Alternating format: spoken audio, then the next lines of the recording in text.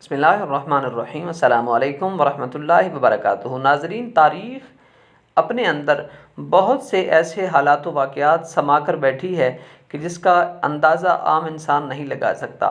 حضرت حلیمہ سعدیہ، وہ مکرمہ عورت کہ جن کو خدمت رسول صلی اللہ علیہ وسلم کا بھی اعزاز حاصل ہے، ان کے متعلق بہت ہی مشہور روایت ہے کہ جس وقت وہ بچوں کی تلاش کے لیے مختلف دائیاں مختلف قبائل سے مکے کی طرف آ رہی تھیں، تو تمام قافلے میں سے جن کے پاس سب سے ادنا سواری تھی، جن کے پاس سب سے ناساز ساز و سامان تھا، وہ مائی صاحبہ حضرت حلیمہ سعدیہ تھی کہ جن کے پاس نہ تو کوئی نان و نفقہ تھا، نہ ہی بہترین قسم کی سواری تھی، نہ ہی بہترین قسم کے کپڑے تھے اور سفر کا سامان تھا۔ لیکن اس کے باوجود جب وہ واپس پلٹیں تو ان کے پاس عالی شان سواری ٹھہری اور بڑی محترمہ اور معزز ٹھہری۔ تو پوچھنے پر بتایا گیا، آپ کی ساتھی اور جو بھی ہم سفر تھیں وہ پوچھتی ہیں، اے حلیمہ، لگتا ہے کہ تم نے سواری بدل لی ہے، لگتا ہے تم نے اچھی سواری کا بندوبست کر لیا ہے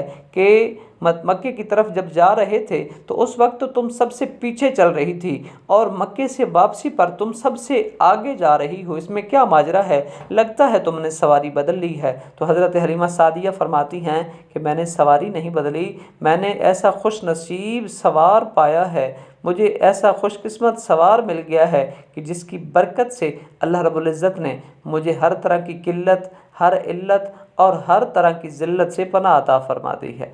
انشاءاللہ العزیز ملیں گے نئی معلومات کے ساتھ، تب تک کے لیے دیجیے اجازت۔ اللہ حافظ۔